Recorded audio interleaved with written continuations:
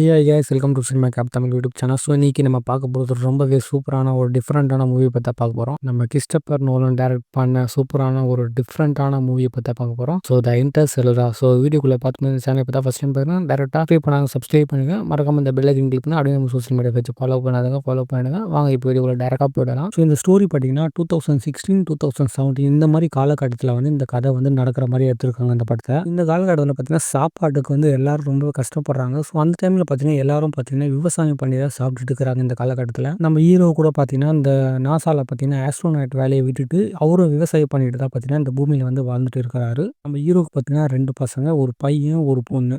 நம்ம ஹீரோட ஒரு பொண்ணு பார்த்தீங்கன்னா மோஃபி. அவங்களுக்கு ரூமில் பார்த்தீங்கன்னா புக் செல்ஃப் நிறையா இருக்கும். ஸோ அந்த செல்ஃபில் பார்த்தீங்கன்னா அடிக்கடி புக்ஸ் வந்து கீழே விழுந்துட்டே இருக்கும். அந்த பொண்ணு பார்த்தீங்கன்னா என் ரூமில் ஏதோ பேய் இருக்கு சொல்லி பயந்துட்டு அவங்க அப்பாட்ட வந்து இந்த விஷயத்தை அப்பப்போ சொல்லுவா. ஸோ அவங்க அப்பாவும் அவள் சின்ன பொண்ணு தான் சொல்லி அந்த விஷயத்தை அப்படியே மறந்துடுறாரு. ஒரு நாள் பார்த்தீங்கன்னா நம்ம ஹீரோட பையன் பார்த்தீங்கன்னா அவங்க ஸ்கூலில் வந்து பேஸ்பால் காம்படிஷன் இருந்துச்சு. ஸோ அதனால பார்த்தீங்கன்னா அவங்க அப்பாவும் அவங்க பையனும் பார்த்தீங்கன்னா மேட்சை பார்த்து பார்த்தீங்கன்னா அவங்க ஸ்கூல் கிரவுண்டுக்கு போயிருக்காங்க. மேட்சை பார்த்துட்டே இருக்கு பார்த்தீங்கன்னா திடீர்னு பார்த்தீங்கன்னா ஒரு மணல் புயல் பார்த்தீங்கன்னா அந்த கிரவுண்டே பார்த்தீங்கன்னா தாக்குது. இவங்க 2 பேரும் பார்த்தீங்கன்னா அந்த இடத்த விட்டு எப்படி தப்பிச்சு அவங்க வீட்டுக்கு போகிறாங்க. ஸோ வீட்டுக்கு போய் பார்த்தா நம்ம மாஃபியோட ரூமுக்கு போய் பார்க்குறாங்க. ஸோ அந்த ரூமில் பார்த்தீங்கன்னா கீழே ஃபுல்லாக மண்ணு பார்த்தீங்கன்னா அப்படியே இருக்குது. ஸோ அந்த மண்ணுங்க எல்லாம் பார்த்தீங்கன்னா ஒரு ஸ்ட்ரெயிட் கோடு மாதிரி பார்த்தீங்கன்னா ஃபார்வர்ட் ஆகி மாதிரி அப்படியே நின்று இருக்கு. ஸோ நம்ம ஹீரோ வந்து கூப்பர் வந்து அதை அனலைஸ் பண்ணி அது வந்து ஏதோ கோடுன்னு ஒரு மாதிரி கண்டுபிடிக்கிறாரு. ஒரு இடத்துக்கான ஒரு லொக்கேஷன் சொல்லி அவர் அந்த விஷயத்தை இங்கே கண்டுபிடிக்கிறாரு. ஸோ அந்த லொக்கேஷன் போனதுக்கப்புறம் பார்த்தீங்கன்னா அந்த இடம் பார்த்தீங்கன்னா ஒரு நாசாவோட சீக்ரெட் பிளேஸ் வந்து இடத்துக்கு போகிறாரு. அந்த இடத்துக்கு போனதுக்கப்புறம் ஒரு ப்ரப்போசர் வந்து நம்ம கூப்பர் கிட்ட வந்து இந்த நிலைமையை வந்து எடுத்து சொல்கிறாரு. இந்த பூமி வந்து மனுஷங்க வாழ்றது தகுதியே இல்லாத ஒரு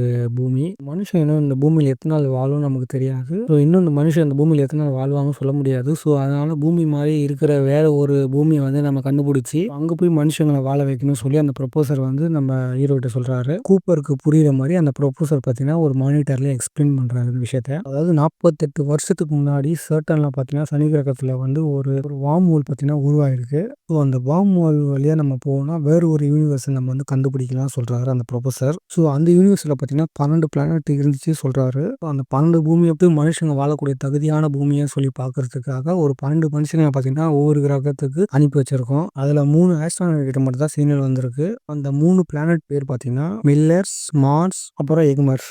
இந்த மில்லர்ஸ் பிளானட்ஸ் பார்த்தீங்கன்னா எப்படி இருக்கும் பார்த்தீங்கன்னா ஃபுல்லாக தண்ணியால் ஆனது. அந்த பிளானட்டில் பார்த்தீங்கன்னா அடிக்கடி சுனாமிலாம் வந்துட்டே இருக்கும். ஸோ மார்ஸ் இந்த பிளானட் பார்த்தீங்கன்னா ஃபுல்லாக ஐஸான பிளானட், ரொம்பவே கூலிங்காகவே இருக்கும் இந்த பிளானட். ஸோ எக்மென்ஸ் சொல்லக்கூடிய இந்த பிளானட் பார்த்தீங்கன்னா கிட்டத்தட்ட பூமி நிறைய இருக்கும். ஸோ இந்த 3 பிளானட்லையும் நீங்கள் போய் பார்த்துட்டு வந்தது சொல்லுறாரு நம்ம ப்ரொஃபஸர். அதாவது நீங்கன்னா நம்ம கூப்பர், அப்புறம் அமிலியோட பொண்ணு, அதுக்கப்புறம் இன்னும் 2 பேர் இந்த நீங்கள் போய் பார்த்துட்டு வந்துட்டு சொல்கிறாரு அந்த ப்ரொஃபஸர். நம்ம கூப்பரும் ஒத்துக்கிறாரு. ஸோ இந்த பிளானட் உள்ள போனால் திரும்ப வர முடியாது பார்த்தீங்கன்னா இந்த விஷயமும் அவங்களுக்கு தெரியும். ஸோ பிளாக் ஹோலுக்குள்ளே ஒரு வாட்டி போயிட்டா ஸோ அவ்வளோதான், திரும்ப வர்றது ரொம்ப கஷ்டமான விஷயம். பிளாக் ஹோலுக்குள்ளே போகும்போது கொஞ்சம் தள்ளி தான் போகணும். ஸோ அதில் பார்த்தீங்கன்னா கிராவிடேஷனல் ஃபோர்ஸ் பார்த்தீங்கன்னா ரொம்பவே அதிகமாக இருக்கும். பக்கத்தில் போகிற எல்லா விஷயத்தையும் பார்த்தீங்கன்னா அந்த ஃபோர்ஸ் வந்து இழுத்துடும். அதனால இவங்க பாதுகாப்பாக போயிட்டு வர விஷயம் பார்த்தீங்கன்னா ரொம்பவே அதிகம். ஸோ அதனால இவங்க வந்து ரொம்ப கஷ்டப்பட்டு தான் அந்த இடத்துக்கு போய் ஆகணும். இவங்க வரமாட்டாங்க தெரிஞ்சும் நம்ம இந்த ப்ரொஃபஸர் பார்த்தீங்கன்னா நம்பிக்கை கொடுத்து இவங்களை வந்து அனுப்பி வைக்கிறாரு. நம்ம ஹீரோட பொண்ணுக்கு பார்த்தீங்கன்னா அவங்க அப்பா வந்து ஸ்பேஸுக்கு போகுதுன்னு சுத்தமாக பிடிக்கல. ஸோ அவங்க பொண்ணு பார்த்தீங்கன்னா அந்த விஷயத்தை தடுக்க பார்க்குறாங்க.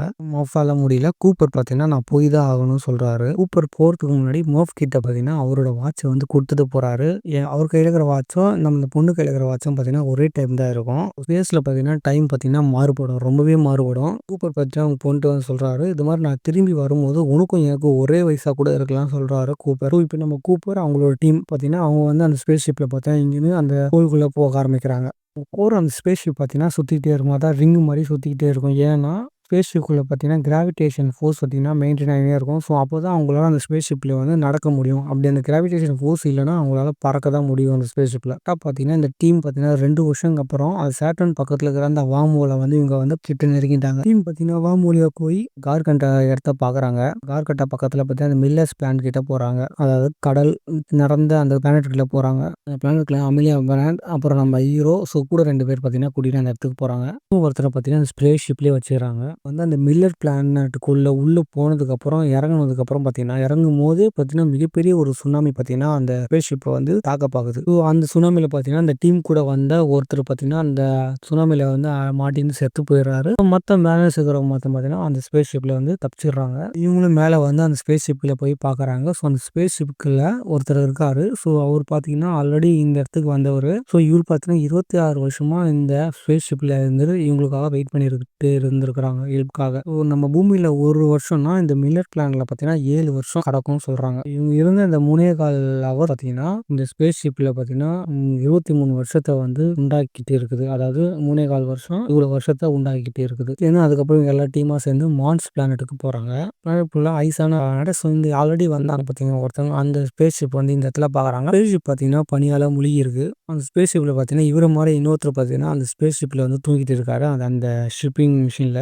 அப்போதான் ஒரு விஷயம் தெரியுது. ஸோ அந்த பிளானட்ல பார்த்தீங்கன்னா மனுஷங்க வாழக்கூடிய தகுதி இல்லாத ஒரு பிளானட். ஏன்னா அந்த பிளானட்ல பார்த்தீங்கன்னா அவ்வளோ சில்லான ஒரு இடம். அவ்வளோ கூலிங்கா இருந்தனால மனுஷங்களால அந்த காத்த வந்து சுவாசிக்க முடியாது. இவர் ஏன் வந்து இந்த பிளானட் வந்து மனுஷங்க வாழக்கூடிய பிளானட் சொல்லி சிக்னல் கொடுத்தாருன்னா, ஸோ இவர் இப்படி சிக்னல் கொடுக்கலன்னா இவரை காப்பாற்ற வந்து யாரும் இந்த இடத்துக்கு வந்திருக்க மாட்டாங்க. ஸோ இவர் இந்த இடத்துல இறந்து போயிருப்பாரு. ஸோ அதனால தான் இவர் வந்து பொய்யான சிக்னல் வந்து இந்த இடத்துக்கு வந்து கொடுத்துருக்காரு. இந்த பிளானட்ல இருந்த அந்த ஆள் பார்த்தீங்கன்னா நம்ம கூப்பர் அடிச்சுட்டு அந்த ஸ்பேஸ் ஷிப் எடுத்துன்னு அங்கேருந்து பறந்து போயிடுறாரு. நம்ம கூப்பரும் அமீலியா என்ன பண்றாங்க, வேற ஒரு ஸ்பேஸ் ஷிப் எடுத்துட்டு அவர் பிடிக்க பின்னாடியே போறாங்க. முன்னாடி போன அந்த ஆள் என்ன பண்றான், சரியா ஸ்பேஸ் ஷிப்பை வந்து ஓட்ட தெரியாம ஸ்பேஸ் ஷிப்ல இடிச்சு அந்த ஸ்பேஸ் ஷிப்பை பார்த்தீங்கன்னா ஃபுல்லா கால்வாசியை உடச்சு விட்டுறாரு. ஆஸ்ட்ரோனட் பார்த்தீங்கன்னா வானத்திலே செத்து போயிடுறாங்க. அதுக்கப்புறம் இவங்க 2 பேரும் பார்த்தீங்கன்னா கஷ்டப்பட்டு அந்த ஸ்பேஸ் ஷிப்ல ட்ராக் பண்ணி அவங்க 2 பேரும் உள்ள போயிடுறாங்க. அதுக்கப்புறம் இமன்ஸ் பிளானட் போறதுக்கு ஷிப்ல பார்த்தீங்கன்னா தேவையான ஃபியூல்ஸ் இல்லை.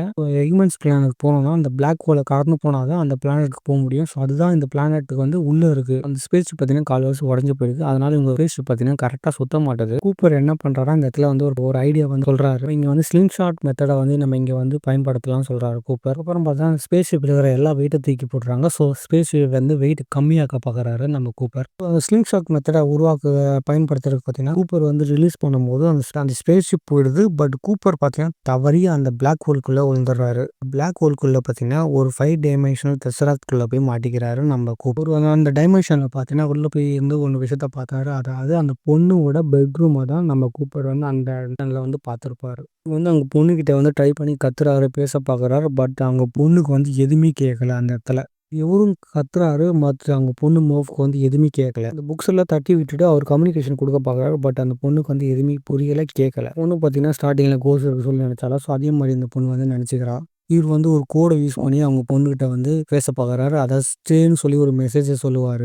அவர் விண்வெளிக்கு போகணும், பிளாக் ஹோலில் மாட்டி செத்துருவார். ஸோ அதனால பார்த்தீங்கன்னா பூமியில் இருக்கும்போது அந்த ப்ராப்ளத்தை வந்து சால்வ் பண்ண பார்த்துருப்பார். அவரால் அதை முடியல. அந்த ப்ராப்ளம் கிராவிடேஷனல் ஃபோர்ஸை வந்து அவங்க ப்ராப்ளத்தை சால்வ் பண்ண முடியாமல் ப்ரொபோசர் பார்த்தீங்கன்னா இறந்து போயிருப்பார். நம்ம கூப்பரை காப்பாற்றுறதுக்கு அவங்க பொண்ணு தான் அந்த ப்ராப்ளத்தை பார்த்தீங்கன்னா கிராவிடேஷனல் ஃபோர்ஸ் ப்ராப்ளத்தை சால்வ் பண்ண ட்ரை பண்ணிட்டு இருந்திருப்பாங்க. அந்த ஆர்டிஃபிஷியல் ரோபோட் மூலியமாக நம்ம கூப்பர் பார்த்தீங்கன்னா மாஃப் கிட்ட வந்து ப்ராப்ளத்தெல்லாம் சொல்லி கொடுத்துருந்துருக்கோம். அந்த கோட் மூலியமாக நம்ம மாஃபும் பார்த்தீங்கன்னா அந்த கோடை வந்து சால்வ் பண்ணிடுறாங்க.